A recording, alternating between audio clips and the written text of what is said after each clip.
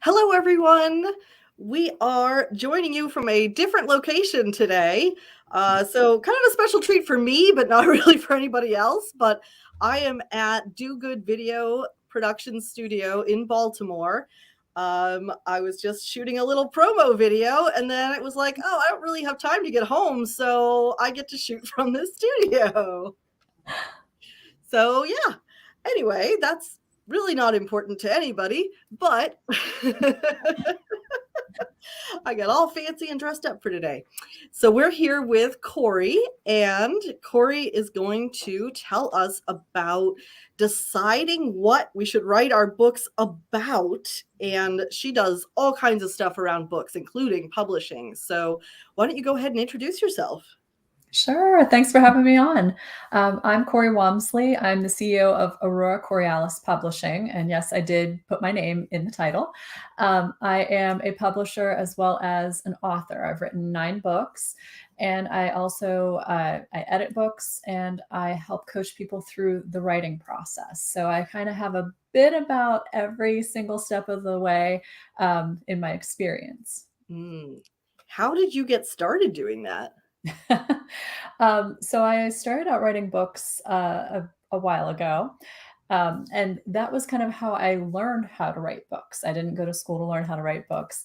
I went to school to learn how to critique books and how to break them down and talk about the themes and all of those kind of things, which is helpful today when I'm helping people write their books too. But actually learning how to write books is something that I did on my own. I started out with my first book thinking, oh, I've read tons of books. I can write a book too, which is kind of like thinking I've eaten a lot of meals. Surely I can be a chef. And it turns out both scenarios are probably not a good way to think. So the first time I actually was writing a book, I just sat down and did what we always see in the movies, which is sit down and just start beating on the keyboard and be like, oh my God, I have this great idea and I'm just going to write and write and write and get it all out. And 3 chapters in, I was tired and I had 3 chapters and they were garbage. So I ended up not using any of that when it came to the final draft. And that was my first aha that you can't just sit down and start writing and writing and writing, even though you're inspired to do that. It really helps to get some process behind behind the scenes before you actually write the book. So that was how I got started with book writing. I actually have experience 10 years working as a writer for the government. I did technical and scientific writing and editing, which was a really interesting journey in itself. Long story, so I won't get into that. But part of what I got to do when I was with the Department of Energy was actually make our scientists into real people, as they said. So I would get to talk to them about what inspired them and some of the things that they did outside of the lab, which was really, really interesting. We had one woman who actually, she worked with kids who had disabilities at a horse farm. So she would go in and help walk the horses. And that was supposed to help kids who had like cerebral palsy or kids with autism, things like that. It helps with their balance, with their core. It helps with them being able to connect with another living creature if that's what they run into trouble with. So that was a really cool story that we got to share. We had another woman who was an amateur snowboarder, and we got to talk about like what she did. Like she won medals and everything. So these were really neat things that helped connect people who you would say, oh, wow, they're doing this. Well, no, they're really just like us. And that's what I bring to the book writing process, is helping people say, no, I'm really successful with whatever it is I'm doing today, but I have a journey that helped me get there. I have something that can connect with you. So that's how I got into what I do. Yeah. So that first book that you wrote, was that fiction or nonfiction? It was fiction. All my books except one are fiction. Me too. That's where I got my start. So, who was your first client that you coached in the writing process? Oh boy. That was Melanie Calusi. So that was back in 2017, maybe. I think. Yeah, she was the first one who I sat down with, and we worked through her book and figured out like what her big message was, how she wanted to write. And then I would dive in and, once I had a chapter to work with, and I would say, okay, these are some things that I'd like to see changed. These are some things I'd like you to share more about. So that was, it was kind of a learning process for both of us too, because I knew like what my big vision was for helping coach people through a book, but I hadn't really walked through any books with anybody. I had done a lot of editing. So I knew like on the back end, like, whoops, we should have done this. Hey, this would have been nice. But And now you actually, have the chance to back yeah, up and start from sooner. yeah. And as it turns out, that is a much better way to go about it, is to say, all right, here's where we are at each step, instead of saying, oh my God, you have this huge, huge book, and now I have to break everything down with you and help you kind of line things up again. Mm. So when you publish books, are those exclusively books that you have worked on in the book coaching space, or do some people come to you with the manuscript and you still publish it? We do both. So every person who comes to us, we definitely edit. But a lot of them we also help coach. I help coach them through it too. So we will actually take books from either way. And we have a couple people who've come in with ghostwriting too. So we actually have a ghostwriter on staff who would help write the book, and then we bring it into editing and move it through the process like that. Oh, very nice. Yeah. Okay, so if someone in the audience wants to write a book to help support their business, grow their authority, how should they decide where to start and what topic to write about? Yeah, so that is one of the big things that keeps people from writing their books is not knowing what they actually want to write about. We always have all these ideas in our heads, and then people are coming at us saying, "Oh, you should really write about that. Oh, I'd love to hear more about that." So then you end up with this like tome in your head, and you're going, "Oh my God, no, I'm not sitting down and writing War and Peace. That's going to be horrible." So I think the best way to go about it is to look at, where you are in your niche. What is it you're helping people with? So that's going to narrow it down a little bit too, because if you're like a web developer or a website, developer, and somebody's like, oh, you really need to talk about, your journey with helping your child who has autism. Okay, well, you're going to create a separate business if you do that, because the two aren't really linked together. So you have to think about it that way. Do you want a separate business? If not, then it needs to be something that's going to blend with what you're already doing. Once you've got it narrowed down that way, then you can look at, where do I meet my people? So imagine like you're climbing a mountain. If you have people who are down here at the bottom of the mountain going, wow, that's a big, scary mountain, you don't want to be writing a book that's halfway up and going, catch up, come on. I'm up here, you better come up here. No, you want to meet them down here and say, all right, here we are at the base of the mountain. I'm going to help you get, 2 steps up the mountain. So that's another way of narrowing it down. And then, of course, you want to write something too that you're passionate about, something that excites you. Because if you're writing something that isn't exciting to you, you're not going to want to finish the book. And if you do finish the book, no one's going to want to read it, because they will be able to sense that as they're reading. They'll see, okay, this person's annoyed. Angry. This person's just trying to get through it. Yeah, they're just trying to get through the writing, and you don't want that to shine through. You want your excitement and, your desire to help them shine through. So if you realize that you're writing something, you're like, oh my God, I don't want to sit down at my computer and write it. You have to assess, like, is this the book that I need to be writing? And if it's not, all good. If you've already written stuff, it's not wasted. It was just time that you needed to process and figure things out and get to the book that you actually need to write. Yeah, and maybe that'll be a sequel. It could be. Now, do you find a lot of times that people get nervous about kind of putting all of their secret sauce into a book? Like, nobody's going to want to work with me because I'm going to reveal all my secrets in a book. Yeah. So there are a couple different things about that. First of all, I wouldn't reveal all the secrets. I would give people enough that they are getting a couple steps ahead. They are getting a win. They might be able to have a major aha and go, oh, okay, yeah, I can kind of figure out the rest on my own. In that case, you wouldn't have been working with that person anyway successfully, because they would have gotten a little bit into the program and gone, oh, well, I can figure it out now. All I needed was that, introductory session. Some of us are just natural DIYers. Can't help it. Yeah, yeah, sometimes that's how it is, and that's okay too.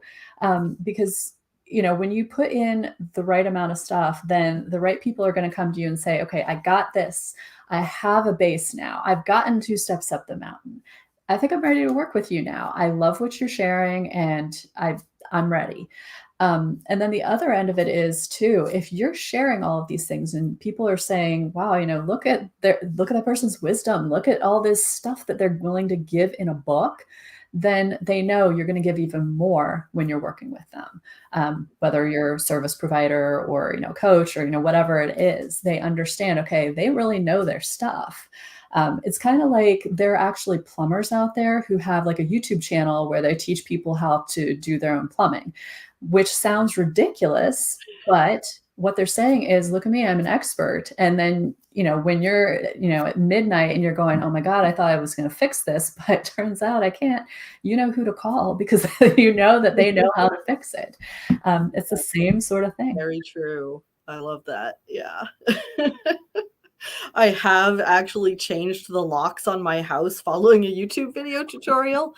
It was pretty challenging though. My husband was like, I don't think you can do that. I was like, I'm doing it. Yeah. And I did, but yeah, it was pretty hard. But if you hadn't been able to, you knew that, hey, you could call this person and they would bail you out. It's true. Yes.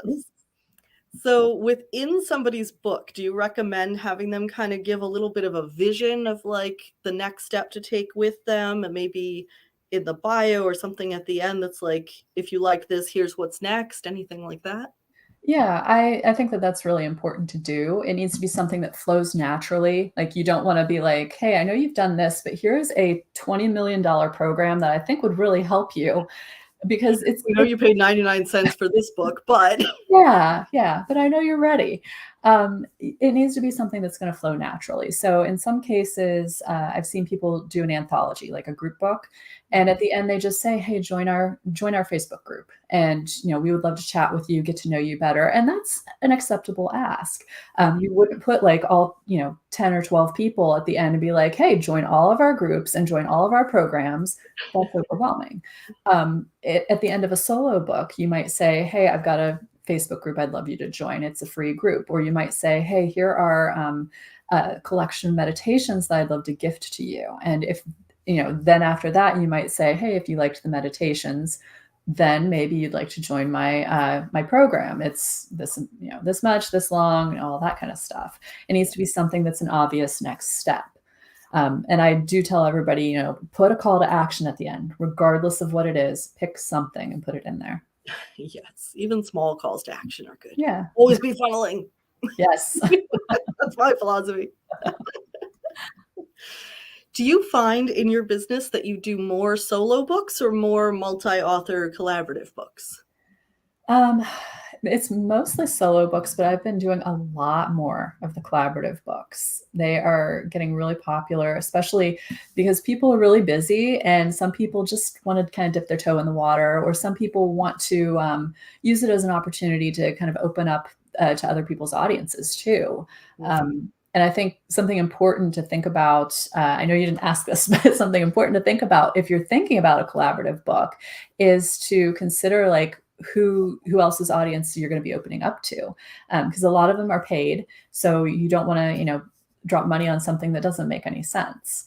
I've seen some people who are like, doing a business book. Okay, well, if you don't have your own business, that might not be something for you because, you're not selling anything. So it's not going to make sense to invest in that and, with your time and with your emotions and your money and all of those kind of things. So it's just something to think about. Yeah, that's good to consider. Definitely. So, are there differences in how people should approach thinking about the writing if they're writing a full solo book or if they're contributing a chapter? I think that the process can be about the same for both. But of course, you need to think about the volume of information you're sharing. So if you're doing a solo chapter, especially, I'm actually coaching a book right now where I have 12 authors. They're each doing a solo chapter, and many of them are thinking about doing another book on their own. So I'm telling them, like, you don't want to like condense your entire story into that one chapter. You want to take one important piece of the story and share that in the chapter, because not only is that, if you don't want to condense it all and then be like, oh, now here's my whole book where I open it all up, but you're also kind of giving a teaser in that chapter. So then as people read that and they go, oh, I really like Kristen, I'm going to follow Kristen. Then when they go and find out more about Kristen and they see, oh, Kristen's putting out a book of her own next year, I just got a little bit of her story, I want the whole story. So it really helps people, move up the mountain or move down the funnel, those kind of things. Yeah. Yeah, definitely. And I bet that those authors came into doing just writing one chapter, and then as they started to write, they realized they had more to say than they thought they did. Would that be accurate? It happens a lot. Yeah. Sometimes people get really excited, like, oh, my friends are all doing this group book, so I want to jump in too. And then they realize, like, oh, I really do have a big story. So that's a nice thing about this. Like, it lets you see, can I really write? The book we're doing right now, they all have 3,000 words that they can contribute, which is a pretty big chunk. And if you can write 3,000 words, you can write 30,000 words. It's the same process chunked out over and over. I'm trying to think, what is that, about 10 pages? I do math really quick in my head. Thinking that's about right. Yeah. Usually I think we think of a page as like 250 words. Yeah. To give some context if anybody isn't familiar with those those units of measurement. Yeah. It's kind of it's like saying inches instead of feet, and everybody's going, I don't know. Yeah, in the book world, we're just very used to being like, yeah, 3,000 words. Like, you have a sense of what that is, but some people might not. So I think it's about 10 pages. Yes. Okay. So what advice do you have additionally for that just getting started piece of it? Yeah. So as far as getting started, it's important to think about your audience and your purpose. Those are really the biggest things that you can do for yourself to make the book writing process easier just across the board. When you're thinking about your audience, you would think about, again, those people, meeting them where they are, and who is it you're most inspired to inspire. You can even sit down and kind of map out, like, who is the one person that I really want to write this book for, and write it for that person. I've done exercises before where people like pull a stock photo and write about the person, and they're like, hey, here's this person over here I've created, and I'm going to write a book for this person. And sometimes that really helps you kind of, I know it feels kind of silly if you do it, but once you do it and you're like, I know this person, I know them inside and out, I know what their problems are, their challenges, and where they want to go, then that can really help you. Especially if you're like, oh my God, I don't want to write today. You have to think about that person that you were writing for. And sometimes you're like, man, they're my friend. Need your help. They're waiting for you. Yeah. And, a half written manuscript isn't going to help. So you got to write the whole thing. Once you know your audience, and like, and when I say like know your audience, I don't mean like what kind of toothpaste they use and where they like to eat for lunch and what magazines they read, unless those are totally relevant to your niche. I was just say, unless you're writing a book about dentistry, I mean, there could be reasons. You might be, but like, you have to know who they are as far as their challenges are. And it doesn't matter like what they look like or, where they live on the planet, like those kind of things, unless it matters for your niche. You can be talking to somebody who's, a 25-year-old mom and a 40-year-old man, and they might have exactly the same problem. And that's really where you want to meet them, is where that challenge is, the things they're experiencing because of that challenge, and what they really want as the result. Once they've read your book, what is the big purpose of it? What is it they're going to get out of it? If you're just writing a book to just dump your story out, you're writing a memoir, which is fine. But if you're writing for a purpose, then you're helping somebody overcome their own challenges, not just inspiring them and saying, I did it, you can too. And you do want to share some of the, the not so fun pieces. My favorite story to tell for this, I was working with an author who had overcome alcoholism, and he had gone through all of these different things that he tried to be able to clean up his life and feel good about himself and get healthy. And one of the things he did was, change his diet, which we've all tried to do that before. We all kind of know how that goes. All right, I'm not eating cookies this week. Okay, well, guess what? I ate a cookie. So I'm reading that part of the story, and he said that he pulled everything out of his fridge. He had this grocery list from his coach, and he went to the grocery store, and he's like feeling really good, filled up his shopping cart, bought it all, put it in his fridge, and he was like, yeah, and then I was eating healthy. And I'm like, no, you weren't. You were not. And then I did everything perfectly. Yeah, like, no, you ordered pizza the next night. I know that.